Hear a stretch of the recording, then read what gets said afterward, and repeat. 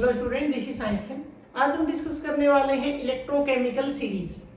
अब electrochemical series क्या होता है? इसका मतलब ये है कि जो भी एलिमेंट्स हैं हमारे, यानी कि जो मेटल्स हैं, उनको हम उनके स्टैंडर्ड इलेक्ट्रोड पोटेंशियल के अकॉर्डिंग हम अरेंज करते हैं। लेकिन स्टैंडर्ड इलेक्ट्रोड पोटेंशियल में जो लिया जाता है वो होता है उनका रिडक्शन पोटेंशियल। यानी कि स्टैंडर्ड रिडक्शन पोटेंशियल के अकॉर्डिंग जब हम एलिमेंट्स को अरेंज कर देते हैं, उस सीरीज को बोला जाता है इलेक्ट्रोकेमिकल सीरीज। तो अगर हमें डिफाइन करना पड़े तो हेडिंग रहेगा इलेक्ट्रोकेमिकल सीरीज। क्लियर? तो हम कैसे डिफाइन करेंगे? हम लिखेंगे arrangement of elements in order of increasing standard reduction potential। Elements को हम अरेंज करने वाले हैं और किस में अरेंज करेंगे? जो ऑर्डर रहेगा अरेंजमेंट का वो क्या रहेगा? Increasing standard reduction potential. Clear? और यहां पर हम जो देखेंगे, जो ऑर्डर हम देखेंगे, जो इंक्रीजिंग की बात है, तो हम इंक्रीजिंग में कैसे लेके चलेंगे? यानी कि हम बात करेंगे टॉप टू बॉटम से। कैसे बात करेंगे? टॉप टू बॉटम बात करेंगे। और यहां पर इंक्रीजिंग का मतलब क्या है कि नेगेटिव स्टैंडर्ड इलेक्ट्रोड पोटेंशियल से शुरू करेंगे और जो लास्ट का फाइनल वैल्यू मिलेगा बॉटम का, वो कौन सा मिलेगा? Positive standard reduction potential. तो यहां भी क्या है? रिडक्शन। तो नेगेटिव वैल्यू से हम कहां चले जाएंगे? Positive value. क्लियर? इसको हम अरेंज करेंगे। अब यहाँ पे जैसे कि हम एक रिएक्टिविटी सीरीज भी करते हैं, रिएक्टिविटी सीरीज भी तो हम पढ़ते हैं ना, जैसे हम डिस्प्लेसमेंट रिएक्शन पढ़ते हैं, तो उसमें इसमें कोई डिफरेंस तो है नहीं। तो वहां पर हम हाइड्रोजन को भी लेते हैं, तो हम हाइड्रोजन यहां भी लेके चलेंगे। इसका मतलब इसके अंदर जो सीरीज हम बनाने वाले हैं वो हम किसकी रिस्पेक्ट में लेने वाले हैं? स्टैंडर्ड रिडक्शन पोटेंशियल taking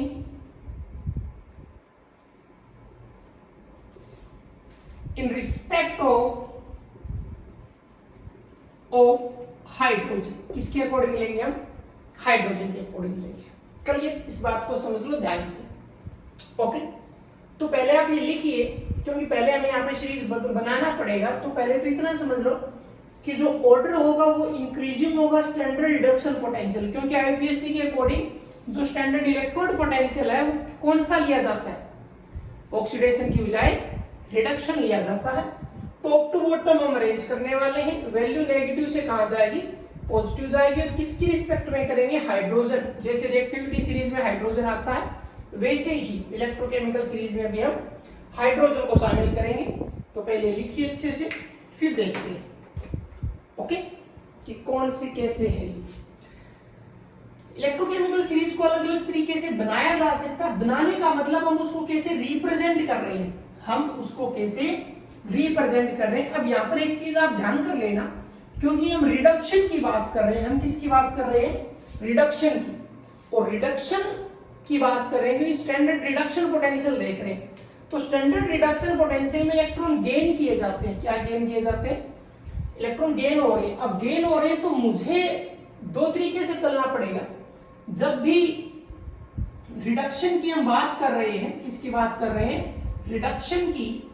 उस केस में या तो कोई ऑलरेडी जो पॉजिटिव है वो इलेक्ट्रॉन गेन करता है और किस में जाता है? सॉलिड में जाता है।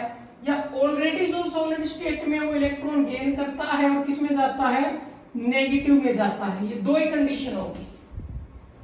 ठीक है, तो हम रिडक्शन के अकॉर्डिंग लिखेंगे।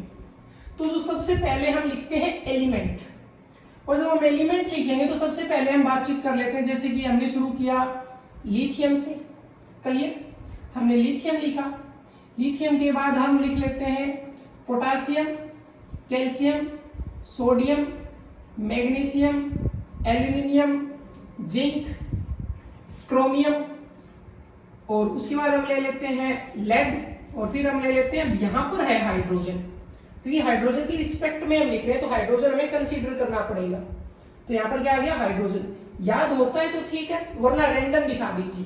चलिए हाइड्रोजन आ गया, और हाइड्रोजन के बाद हम लिखते हैं यहाँ पर कॉपर, कॉपर आया, उसके बाद सिल्वर, फिर लिखते हैं गोल्ड, और लास्ट में हम यहाँ पे लेके जा रहे हैं फ्लोरीन तक। किसको लिखे हैं? फ्लोरीन को।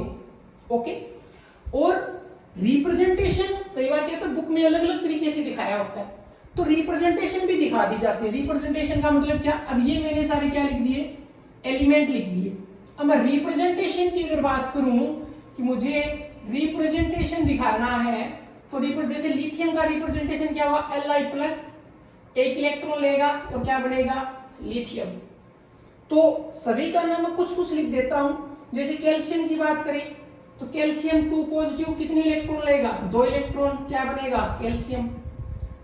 अब मैं पॉजिटिव लेके चल रहा हूं, क्यों? क्योंकि रिडक्शन के अंदर या तो वो प्लस से सॉलिड में जाएगा, या वो ऑलरेडी सॉलिड में होगा, वो इलेक्ट्रॉन गेन करेगा, वो माइनस में जाएगा। दोनों ही केस में इलेक्ट्रॉन गेन हुए हैं, दोनों ही रिडक्शन है। तो ध्यान से देखें तो इस केस में गोल्ड तक तो इलेक्ट्रॉन गेन हो रहे हैं, पॉजिटिव में गेन हो रहे हैं, लेकिन फ्लोरीन में वो गेन करने के बाद किस में जाएगा? नेगेटिव में जाएगा। और जैसे एल्यूमिनियम की बात करें तो एल्यूमिनियम 3 पॉजिटिव, 3 इलेक्ट्रॉन गेन करेगा, कहां पे जाएगा? एल्यूमिनियम। ऐसे ही एक इंपॉर्टेंट है हाइड्रोजन, देख लो। अब हाइड्रोजन है वो 1 इलेक्ट्रॉन गेन करेगा, तो ये गैस की फॉर्म में होता है, तो मेरे को 1/2H2 लिखना पड़ेगा, आधा मॉलिक्यूल। यानी कि अगर मैं एलिमेंट्स लिख रहा हूं तो मैं यहाँ पे H की हो जाएगा, अगर मैं H2 लिखूं तो ये थोड़ा ज्यादा बेटर रहेगा, H2।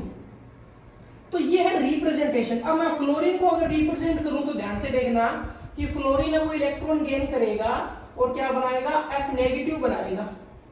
तो ये थोड़ा सा नीचे लिखा गया है, ज्यादा छोटे छोटे लिखने पड़ रहे, एलिमेंट्स ज्यादा है, तो F नेगेटिव। तो ये है रिप्रेजेंटेशन। क्लियर? ओके। अब रिप्रेजेंटेशन अभी तो हमने रिएक्शन की फॉर्म में दिखाया है। किसकी फॉर्म में दिखाया है? एक तरीके का रिएक्शन। तो हम यहाँ पे थोड़ा हेडिंग चेंज कर देते हैं, हम यहाँ पे लिख देते हैं ये रिएक्शन, रिप्रेजेंटेशन अलग कर देते हैं। अब हम लिखते हैं रिप्रेजेंटेशन। जब रिप्रेजेंटेशन की बात आती है तो स्टैंडर्ड की बात कर रहे हैं, तो मैं यहाँ पे क्या लिखूंगा? E0 लिथियम पॉजिटिव से लिथियम। यहाँ पे मैं क्या लिखूंगा? E0 कैल्शियम 2 पॉजिटिव से कैल्शियम। यहां मैं क्या लिखूंगा? E0 एल्यूमिनियम 3 पॉजिटिव से एल्यूमिनियम। ऐसे लिखा जाएगा। और लास्ट में अगर मैं फ्लोरीन करूं तो मैं क्या लिखूंगा? E0 F से F नेगेटिव। ये हो गया इसका रिप्रेजेंटेशन। तो आप चाहे तो ऐसे सभी कवर कर सकते हो, चाहो तो आप सभी कवर कर सकते हो। अब कईयों में क्या चार्ज को, आपको चार्ज पता होना चाहिए। Lithium +1, potassium +1, calcium +2, sodium +1, magnesium +2, aluminium 3, zinc 2, chromium 3, lead में 2, हाइड्रोजन मैंने राइट कर दिया, कॉपर 2, सिल्वर 1, गोल्ड +3। गोल्ड क्या आएगा? +3। क्लियर? तो आप ये पूरा कर सकते हैं इसके अकॉर्डिंग। अब इसमें सबसे इंपॉर्टेंट क्या है? अब बात की जाती है वैल्यू की। अब देखो वैल्यूज, कुछ वैल्यूज क्योंकि हमने इतने न्यूमेरिकल सोल्व किए हैं, अब न्यूमेरिकल सोल्व किया तो कुछ वैल्यू तो हमें याद है, तो हम सिर्फ वही लिख देते हैं। जैसे कि यानी कि अब हम क्या लिख रहे हैं? Standard electrode potential, reduction potential. तो मैंने कहा था माइनस से वैल्यू शुरू होकर प्लस जाएगा, तो यहां पर वैल्यू जो होता है, यहां पर जो वैल्यू होता है वो होता है -3.05। और हम वैल्यू किस किस का यूज करते हैं ज्यादातर? जैसे हम वैल्यू ज्यादा यूज करते हैं जिंक का, तो जिंक का वैल्यू हमें पता है कितना होता है? -0.76। ये जिंक का है। क्रोमियम का हमें पता है -0.74। हाइड्रोजन की मैं बात करूं तो हाइड्रोजन होता है 0। हाइड्रोजन क्या होता है? 0। हाइड्रोजन का electrode potential, standard reduction potential कितना है? 0 वोल्ट। क्लियर? और हम कौन सा यूज करते हैं? कॉपर यूज करते हैं, हमें पता है ये 0.34।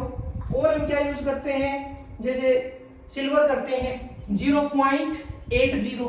देखो ये मैंने सिर्फ वही वैल्यूज लिखे हैं जो हम क्वेश्चंस में यूज कर रहे हैं। इन सभी के हमने क्वेश्चन अटेम्प्ट किए हैं, न्यूमेरिकल हमने अटेम्प्ट किए हैं। अब ध्यान से देखो वैल्यू माइनस से कहां पे जा रही है? प्लस जा रही है, माइनस से प्लस। यानी कि जब मैं टॉप टू बॉटम आता हूं, टॉप टू बॉटम, अब थोड़ा सा ध्यान से सुनना, टॉप टू बॉटम में आ रहा हूं। अब इस केस में यहां पे क्या हो रहा है, वैल्यू माइनस से प्लस जा रहा है, माइनस से प्लस जा रहा है, यानी कि स्टैंडर्ड रिडक्शन जो पोटेंशियल है वो इंक्रीज हो रहा है, रिडक्शन पोटेंशियल इंक्रीज हो रहा है। रिडक्शन पोटेंशियल इंक्रीज होने का मतलब रिड्यूसिंग की पावर है वो इंक्रीज हो रही है, यानी कि एलिमेंट जो है वो रिड्यूस होना चाहता है। यानी कि ध्यान से समझना, यहां पर क्या है, हाई वैल्यू का मतलब कि वो एलिमेंट रिड्यूस होना चाहता है, यानी कि मोर टेंडेंसी टू रिड्यूस, वो रिड्यूस होना चाहता है, इस बात को समझ लो। और वो रिड्यूस होना चाहता है, इसका मतलब वो क्या करेगा, ये फर्स्ट पॉइंट मैंने लिख दिया। इस बात का मतलब क्या है कि वो इलेक्ट्रॉन गेन करेगा, क्या करेगा, इलेक्ट्रॉन्स को गेन करेगा, ये दूसरा पॉइंट हो गया। जब वो इलेक्ट्रॉन को गेन करेगा तो कहीं ना कहीं से इलेक्ट्रॉन आएंगे, और जब इलेक्ट्रॉन आएंगे तो वो क्या बनेगा, ऑक्सीडाइजिंग एजेंट। क्या बनेगा, ऑक्सीडाइजिंग एजेंट। इस बात को समझ लो अच्छे से, ये सबसे इंपॉर्टेंट है। यानी कि टॉप टू बॉटम जो मेटल्स हैं, जो एलिमेंट है, वो मोर टेंडेंसी टू रिड्यूस, उनकी रिड्यूस होने की टेंडेंसी इंक्रीज हो रही है। क्यों, इसका मतलब वो इलेक्ट्रॉन गेन करना चाहते हैं। अब क्लोरीन है, आप सभी को पता है कि क्लोरीन एक इलेक्ट्रॉन गेन करता है, तो इलेक्ट्रॉन गेन करना चाहते हैं तो वो क्या है, अच्छे ऑक्सीडाइजिंग एजेंट। और जब हम सेल की बात करते हैं कि हम एक लेफ्ट बीकर लेते हैं और एक राइट बीकर लेते हैं, तो जो राइट बीकर होता है उसमें क्या होता है, रिडक्शन ही तो होता है, और उसको हम क्या लेते हैं, कैथोड। तो इसको हम क्या लेते हैं, एज ए कैथोड लेते हैं। ये एक इंपॉर्टेंट इंफॉर्मेशन है। अब ये तो मैंने डाउन एरो का लिख दिया। अब पहले ये नोट कीजिए अच्छे से, क्लियर। ऐसे आपको क्या करना है, अपर एरो, क्योंकि आपके पास नोटबुक है तो आप एरो के साथ साथ लिख लेना, ऐसे एरो के साथ साथ। अब एरो अपर डायरेक्शन में जब जाएगी, या तो पहले आप ये नोट कीजिए, फिर साइड में क्या करना है, एक एरो और लगाना है। इस एरो का डायरेक्शन नीचे की तरफ है, उस एरो का डायरेक्शन जैसे मैं यहां लगा देता हूं। अब ऊपर की तरफ जाएंगे तो वैल्यू क्या हो रहा है, डिक्रीज हो रहा है। वैल्यू क्या हो रहा है, डिक्रीज हो रहा है। वैल्यू डिक्रीज होने का मतलब वो रिड्यूस होना ही नहीं चाहते, वो क्या होना चाहते हैं, ऑक्सीडाइज। यानी कि ये मोर टेंडेंसी था नीचे की तरफ, तो यहां पर मैं लिख देता हूं, यहां पे क्या है, लेस टेंडेंसी टू रिड्यूस।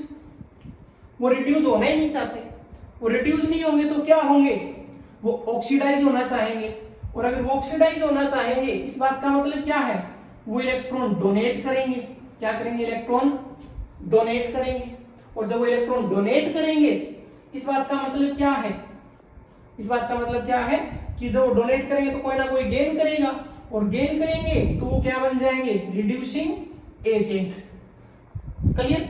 और ऑक्सीडेशन कहां पर होता है, लेफ्ट बीकर वालों में क्या होता था, हमेशा ऑक्सीडेशन होता था। जिंक ऊपर से अलग याद है तो, अगर ऑक्सीडेशन होता था तो वो किसके फॉर्म में काम करते हैं, एनोड। ये लो जी, इंपॉर्टेंट डाटा हमने राइट कर दिया। थोड़ा टाइटली तो लिखना पड़ा, लेकिन ये जरूरी चीजें हैं। फिलहाल एरो के साथ आप इनमें से दो चीजें मेंशन कर लो। पहला, मोर टेंडेंसी टू रिड्यूस डाउन की तरफ, और वो क्या है, एक अच्छे ऑक्सीडाइजिंग एजेंट है। ये दो पॉइंट लिख लो ऐसे। इसमें लेस टेंडेंसी और वो क्या है, रिड्यूसिंग एजेंट। इसका मतलब मैं आपको कोई छोटा सा क्वेश्चन दे दूं, जैसे मैंने एक एग्जांपल पूछा आपसे, मैंने दो एलिमेंट दे दिए, मैंने आपको एक तो दे दिया कैल्शियम और एक मैंने आपको दे दिया जिंक। अब मैंने दो दे दिए और मैंने दोनों से पूछ लिया कि बताओ इनके बारे में। अब आपको पता है कि कैल्शियम ऊपर है, जिंक नीचे, इसका वैल्यू क्या है, नेगेटिव, इसका वैल्यू क्या है, पॉजिटिव। जिंक का वैल्यू पॉजिटिव है, इसका मतलब वो रिड्यूस होना चाहता है, वो रिड्यूस होना चाहता है। और जिंक अगर रिड्यूस होना चाहता है तो उसको हम क्या बनाएंगे, सेल में कैथोड। कैल्शियम का वैल्यू नेगेटिव है, मतलब वो रिड्यूस नहीं होना चाहता, वो ऑक्सीडाइज ही रहना चाहता है, इसका मतलब हम उसको क्या बनाएंगे, एनोड। ये सीधा सीधा है, तो पहले नोट कीजिए सीरीज, ओके। फिर हम देखते हैं इसकी एप्लीकेशन। अब एप्लीकेशन जैसे एक तो एप्लीकेशन सोल्व हो भी गई, ये एप्लीकेशन का पार्ट है, ठीक है। फिलहाल मैंने जो दो एरो से समझाए, तो अभी आप एरो के साथ साथ ये दो इंफॉर्मेशन लिख लो चार में से, बाकी हम अभी कंप्लीट करते हैं, ओके।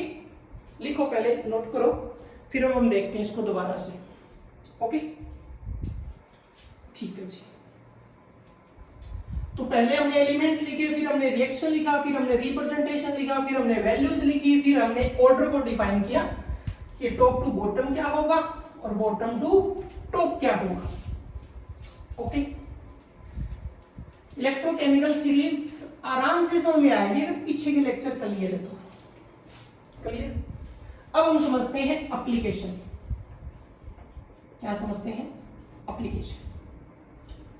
अब एप्लीकेशन का मतलब देखो, एप्लीकेशन को हेडिंग अलग अलग दे सकते हो। इसका मतलब एक तो हम पावर को डिफाइन कर सकते हैं, वो ऑक्सीडाइजिंग एजेंट है, रिड्यूसिंग एजेंट है, या हम एनोड और कैथोड को फाइंड आउट कर सकते हैं। यानी कि या तो मैं ये लिख दूं टू फाइंड एनोड या कैथोड, कि मैंने आपको दो एलिमेंट दे दिए और पूछ लिया एनोड कौन सा बनेगा, कैथोड कौन सा बनेगा। या मैंने ये कह दिया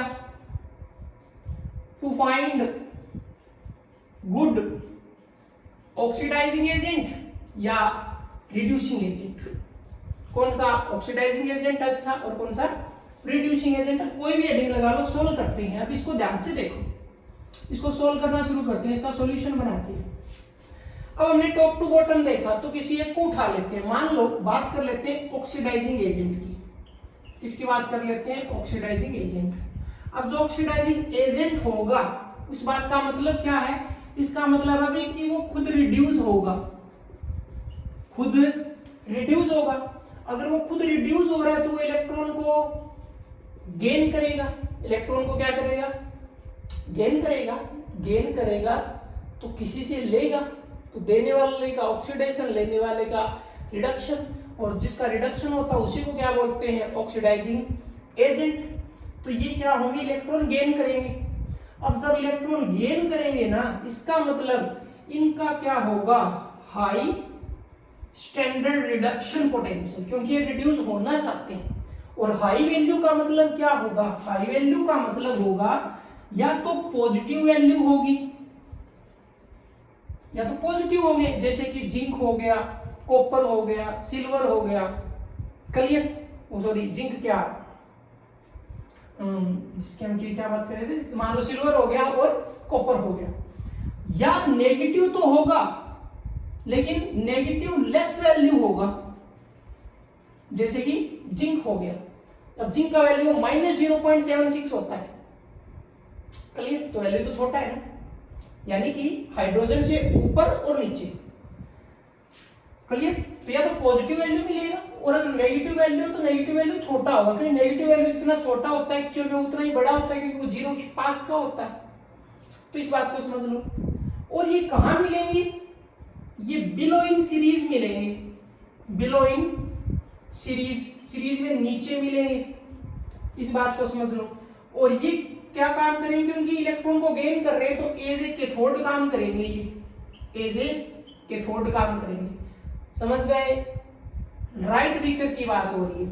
एज ए कैथोड में यहाँ पे लिख भी दे, सेल से समझा रही। किसकी बात हो रही है? राइट बीकर की। ये लो जी। ओके, समझ गए अच्छे से? राइट बीकर की बात हो रही है। अब इसमें एक चीज और समझो, रिप्रेजेंटेशन अभी पढ़ा है कि या तो वो ऑलरेडी प्लस में होगा तो इलेक्ट्रॉन को गेन करेगा और क्या बनाएगा? सॉलिड, ये भी रिडक्शन। या वो ऑलरेडी सॉलिड में होगा और n इलेक्ट्रॉन को गेन करेगा और m1 नेगेटिव बनाएगा, तो ये दोनों ही क्या है? रिडक्शन है। तो ये हमने कंसेप्ट समझ लिया ऑक्सीडाइजिंग एजेंट का। नोट करो अच्छे से, 1% की प्रॉब्लम नहीं है। ओके, अब समझते हैं रिड्यूसिंग एजेंट। अब मैं इसी में चेंज कर देता हूं, आपको पता चल जाएगा कितना डिफरेंस है। पहले नोट करो, नोट हो गया, रोक लो वीडियो को, नोट। अब मैं वर्ड्स को चेंज कर देता हूं, आपको समझ में आएगा। अब हम बात कर रहे हैं किसकी? रिड्यूसिंग एजेंट की।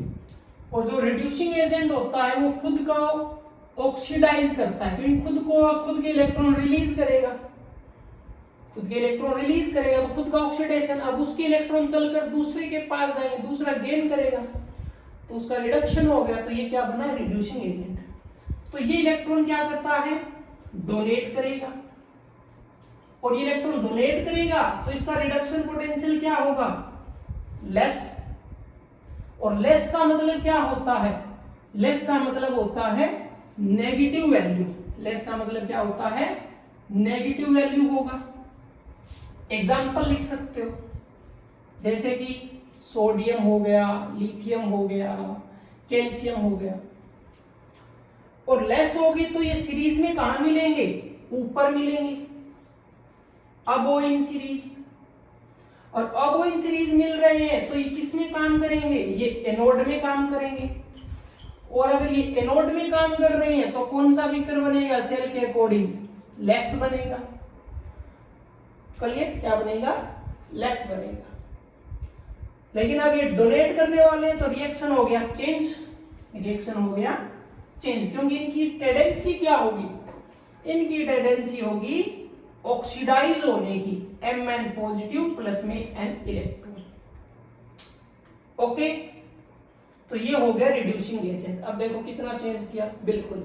अब आप साफ साफ समझ जाएंगे एनोड क्या है, कैथोड क्या है, पूरा क्लियर। ओके, ठीक है, हटा दिया जाए। ऐसे समझ में नहीं आता तो कोई भी एग्जांपल उठा लो, कोई भी दो एलिमेंट उठा लो रैंडमली, आप 1 मिनट में बता पाओगे। देखो हर एक बच्चे का अपना भी वो स्ट्रेटेजी बना लेता है क्वेश्चन को सॉल्व करने की, वो एक अलग बात है। जैसे कि अब सभी के लिए क्या पैटर्न है, अपने तरीके से कोई बच्चा एडजस्ट करता है एनोड कैथोड को, तो उसकी तो कोई बराबरी नहीं है, वो अपने तरीके से काम कर रहा है। अब देखो जैसे कि मान लो मैंने 2 उठा लिए, अब मैंने एक उठा लिया जी, सबसे जो लेते हैं जैसे जिंक ले लिया और सिल्वर ले लिया। अब तुम्हें पता है कि जिंक की वैल्यू क्या है, जिंक की वैल्यू भी नेगेटिव है। अलग अलग, जैसे कि अप और डाउन से शुरू करते हैं, अप और डाउन से अलग अलग तरीके हैं समझने के।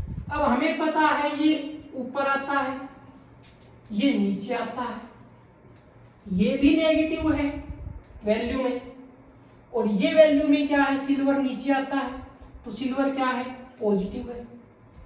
अगर ये नेगेटिव है इसका मतलब ये रिड्यूस होना ही नहीं चाहता, इसका मतलब ये क्या बनेगा, एनोड। ये पॉजिटिव है, रिड्यूस होना चाहता है, तो ये क्या बनेगा, कैथोड।